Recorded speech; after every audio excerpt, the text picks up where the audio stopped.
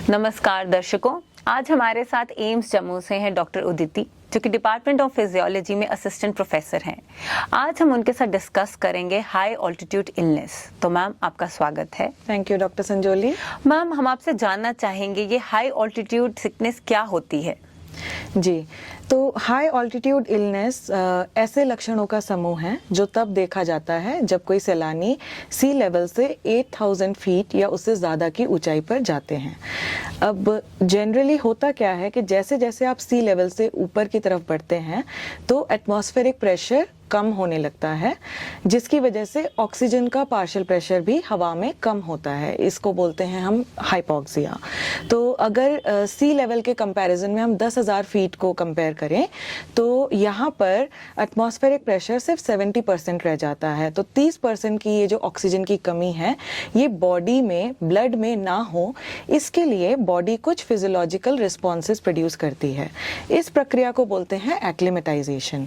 हालांकि ये एक्लिमेटाइजेशन थोड़ा सा टाइम लेता है, तो अगर ये प्रॉपर टाइम ना मिल पाए बॉडी को तो इस वजह से कुछ लक्षण आने लगते हैं जिनको हम हाई ऑल्टीट्यूड इलनेस बोलते हैं। मैम, इंडिया में कौन कौन सी ऐसी जगहें हैं जहां हमें इस इलनेस के लिए मतलब हमें प्रिकॉशंस लेनी है या प्रिवेंशंस लेनी है? जी, तो अगर हम हाई ऑल्टीट्यूड की बात करें तो ये 3 कैटेगरी में डिवाइडेड है। पहला है हाई ऑल्टीट्यूड जो कि 8000 से लेके 12000 फीट तक आता है। इस ऑल्टीट्यूड की रेंज में इंडिया में पड़ने वाली कुछ जगह हैं केदारनाथ, बद्रीनाथ और लेह। हालांकि मैं यहाँ आपको ये बताना चाहूँगी कि कुछ पहाड़ी इलाके जैसे वैष्णो देवी या फिर मनाली, शिमला, ये इस रेंज में नहीं आते हैं, तो यहाँ पर इस तरीके की कोई परेशानी होने की संभावना नहीं होती है। इसके बाद आता है वेरी हाई ऑल्टीट्यूड जो कि है बिटवीन 12,000 टू 18,000 फीट। इस रेंज में आ जाते हैं अमरनाथ और पेंगोंग लेक। यहाँ पर सिकनेस होने के चांसेस काफ़ी बढ़ जाते हैं, तो सावधानी की ज़्यादा ज़रूरत है। और सबसे ऊपर आता है एक्सट्रीमली हाई ऑल्टीट्यूड जो कि 18,000 फीट या उससे ज़्यादा पर है, और बेस कैंप के ऊपर की जो भी पर्वत श्रृंखलाएं हैं वो सारे ही इसी कैटेगरी में आ जाते हैं। मैम, कौन सी पॉपुलेशन है हमारे इंडिया में या वर्ल्ड में जिनको ये हाई ऑल्टीट्यूड इलनेस जो है इसके लिए सतर्क रहना है?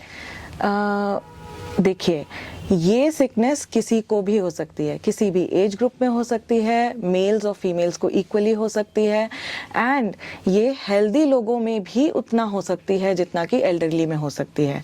हेल्दी लोगों में इसके चांसेस होने के रीजंस ये हैं कि यूजुअली ये जो यंग पॉपुलेशन है ये जोश में चढ़ाई करते हैं, एक दूसरे से कॉम्पिटिटिव स्पिरिट रखते हैं, तो तेज़ी से चढ़ाई करने की वजह से एक्लिमेटाइजेशन के लिए प्रॉपर टाइम नहीं मिल पाता है, तो इनमें ये होने के चांसेस काफी बढ़ जाते हैं। मैम, कौन कौन से साइंस एंड सिम्टम्स हैं जो ये हमारी पॉपुलेशन है जब ये हाई ऑल्टीट्यूड पे जाती हैं तो इनमें देखे जाते हैं? जी, तो ये जो हाई ऑल्टीट्यूड इलनेस है ये एक्यूट कंडीशंस में 3 में डिवाइड किया जा सकता है। एक्यूट माउंटेन सिकनेस और AMS, हाई ऑल्टीट्यूड पल्मोनरी ईडिमा और हेप, एंड हाई ऑल्टीट्यूड सेरेब्रल ईडिमा और हेस। तो एक्यूट माउंटेन सिकनेस इसका माइल्डर फॉर्म कह सकते हैं और ये सबसे ज़्यादा कॉमन भी है, और ये यूजुअली 2 घंटे से लेके 12 घंटे के बीच में आपको दिखाई दे सकते हैं इसके लक्षण। जो मुख्य लक्षण हैं वो है सबसे पहला हेडेक, इसके अलावा नोजिया या कभी कभी वॉमिटिंग भी हो सकती है, लॉस ऑफ एपेटाइट हो सकती है, फटीग हो सकता है, काफ़ी वीक फील कर सकते हैं, और चक्कर आते हैं, डिजीनेस, लाइट हेडेडनेस फील होती है। ये जो सिम्टम्स हैं इन्हीं के बेसिस पर एक स्कोरिंग सिस्टम होता है जिसको लेक लुई स्कोर बोलते हैं, और इस सिस्टम के बेसिस पर हम डायग्नोज करते हैं if the patient is suffering from acute mountain sickness. इसके अलावा अगर हेप की बात करें तो ये कभी कभी एक्यूट माउंटेन सिकनेस ही प्रोग्रेस करके हेप में कन्वर्ट हो सकता है, but without acute mountain sickness भी हेप हो सकता है। यहाँ पर जो मुख्य लक्षण है एक्यूट माउंटेन सिकनेस के अलावा वो है एक कफ जिसमें कि पिंक फ्रॉथी स्पुटम देखने को मिले। इसके अलावा क्योंकि यहाँ पे लंग्स के अंदर ईडिमा हो रहा है, फ्लूइड फिल हो रहा है, तो सांस लेने में बहुत ज़्यादा तकलीफ होती है और रेस्ट पर भी पेशेंट को डिज़निया मतलब सांस लेने में एफर्ट लगाना पड़ सकता है और काफ़ी तकलीफ हो सकती है। और कभी कभी जो आपके हाथ पैर हैं वो नीले भी पड़ सकते हैं। जहाँ तक बात करें हेज़ की, तो यहाँ पर जो ब्रेन है वहाँ पर ईडिमा या स्वेलिंग हो रही है। इस वजह से यहाँ एक तरीके का हेडेक होता है जो मेडिसिन से भी ठीक नहीं होता है। इसको परसिस्टेंट हेडेक बोलते हैं। इसके अलावा एक्यूट माउंटेन सिकनेस के अलावा जो चीज़ें देखने को मिल सकती हैं हेज़ में, वो है बहुत ज़्यादा कन्फ्यूजन होना, इरिटेबिलिटी होना और सीधी चाल ना चल पाना, थोड़ा सा लड़खड़ाना। ये सारी चीज़ें अगर दिख रही हैं then it could be has.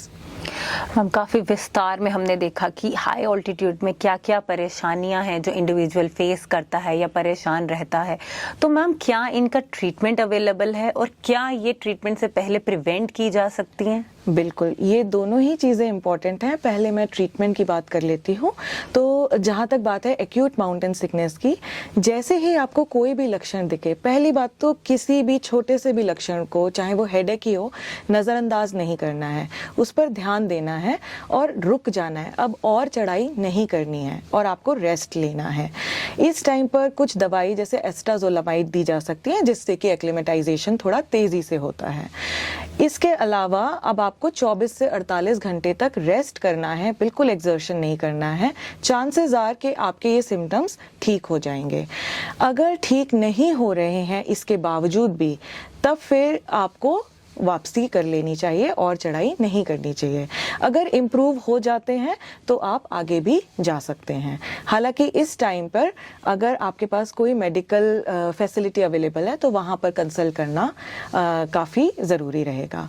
जहाँ तक बात है हेप की, तो इसमें एक एडिशनल मेडिसिन निफेडिपिन दी जाती है जिससे कि ये जो ईडिमा हो रहा था वो कम हो जाता है।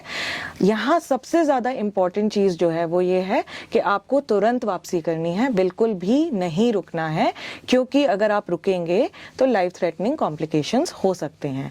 हेज़ में भी आपको सेम ही रहेगा, वापस आ जाना है। एक और मेडिसिन डेक्सामेथासोन है जो हेप और हेज़ दोनों में दी जा सकती है, स्वेलिंग रिड्यूस करने के लिए और सिम्टम्स रिड्यूस करने के लिए। साथ में ऑक्सीजन थेरेपी और हाइपरबैरिक चेम्बर्स भी यूज किए जा सकते हैं। काफ़ी विस्तार में हमने डॉक्टर उदिति से जाना कि हाई ऑल्टीट्यूड इलनेस में कितनी प्रॉब्लम्स हो सकती हैं और उसके क्या क्या प्रिवेंशंस और ट्रीटमेंट भी लिए जा सकते हैं। तो डरने की बात तो नहीं है, लेकिन जाते जाते मैं डॉक्टर उदिति से ये अनुरोध ज़रूर करूँगी कि वह हमारे दर्शकों को, क्योंकि अमरनाथ यात्रा शुरू होने वाली है, उसके लिए हमारे व्यूअर्स को एक छोटा सा संदेश ज़रूर दें। Ma'am thank you doctor Sanjoli. Amarnath Yatra बिल्कुल अभी स्टार्ट हो रही है और वो एक वेरी हाई ऑल्टीट्यूड की रेंज में आता है। तो जनरली स्पीकिंग एंड अमरनाथ यात्रा दोनों के लिए ही मैं बताना चाहूँगी कि बचाव ज़्यादा अच्छी बात है रादर देन ट्रीटमेंट। इसके लिए सबसे पहले तो आप जानकारी रखें, लक्षणों को समझें ताकि जब भी वो हों तो आपको पता चल जाए। दूसरी चीज़, जाने से पहले एक मेडिकल कंसल्टेशन एक्सपर्ट से ज़रूर लें, खास करके वो लोग जिनको ऑलरेडी कोई लंग की डिजीज़ है या हार्ट की डिजीज़ है, उनको मेडिकल कंसल्टेशन करना बहुत ज़रूरी है। डायबिटीज़ और हाइपरटेंसिव पेशेंट्स हों या सिकल सेल डिजीज़ के पेशेंट हों, इनको भी ज़रूर कंसल्टेशन करना चाहिए। इसके अलावा अगर आपको पहले कभी ऐसी किसी यात्रा में परेशानी हुई है तो ऐसी परेशानी फिर से होने के चांसेस ज़्यादा होते हैं। तो कुछ बचाव के लिए मेडिसिन लिए जा सकते हैं जैसे कि एसिटाजोलामाइड। ये यात्रा से एक दिन पहले आप शुरू कर सकते हैं। इस मेडिसिन के बारे में मैं एक चीज़ आपको बताना चाहूँगी कि इसकी वजह से यूरिनेशन की फ्रीक्वेंसी बढ़ जाती है। तो कई बार लोग परेशान होकर अपने आप ही ये छोड़ देते हैं खाना। तो मैं आपको ये हिदायत दूंगी कि भले यूरिनेशन की फ्रीक्वेंसी बढ़ जाए, ये दवाई खाना बिल्कुल मत छोड़िए, क्योंकि ये बहुत ज़्यादा हेल्प करेगा एक्लेमेटाइज करने में। अब इसके अलावा आपको जो चीज़ का इम्पॉर्टेंट ध्यान रखना है वो ये है कि जो आप ये यात्रा कर रहे हैं इसको धीरे धीरे ही करें। मैं इस बात को जितना ज़्यादा इन्फोर्स करूँ उतना कम है कि अगर आप तेज़ी से जाएंगे तो नो मैटर आप कितने भी फिट हों, ये इलनेस आपको हो सकती है। इसके भी कुछ पैरामीटर्स हैं जो कि मैं आपसे शेयर कर सकती हूँ in detail later on. But आपको एक बेसिक गोल्डन रूल है, क्लाइंब हाई स्लीप लो।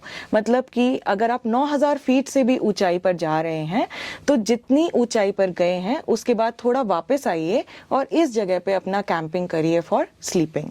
और एक ही दिन में पहले दिन 9000 फीट से ज़्यादा की ऊंचाई पर बिल्कुल नहीं जाना है। स्लीपिंग एल्टीट्यूड शुड बी 9000 और lower on the first night. अब इसके अलावा कुछ और चीज़ों का जो आप ध्यान दे सकते हैं वो है कि क्योंकि तापमान भी गिरने लगता है तो क्लोथिंग अप्रोप्रिएट रखें, वार्म रखें। बाकी जो आपके कोल्ड पेरिफेरीज होते हैं, फिंगर्स हैं, ईयर लोब्स हैं, नोज टिप हैं, यहाँ पर फ्रॉस्ट बाइट के चांसेस जब बहुत ज़्यादा हाई ऑल्टीट्यूड पे जाते हैं तो बढ़ जाते हैं, तो इनको भी कवर करना ज़रूरी हो जाता है। और अगर आपको किसी भी टाइम पर ऐसी कोई परेशानी हो तो तुरंत अपने ट्रैक लीडर को बताएं और अगर कोई फैसिलिटी अवेलेबल है तो आप एक्सपर्ट से ज़रूर मिलें। थैंक यू डॉक्टर उदिति अपना टाइम निकालने के लिए और हमारे साथ इस डिस्कशन में पार्टिसिपेट करने के लिए। तो prevention is better than cure के साथ मैं आज की हमारी ये डिस्कशन यहीं ख़त्म करती हूँ। हमारे साथ बने रहने के लिए धन्यवाद।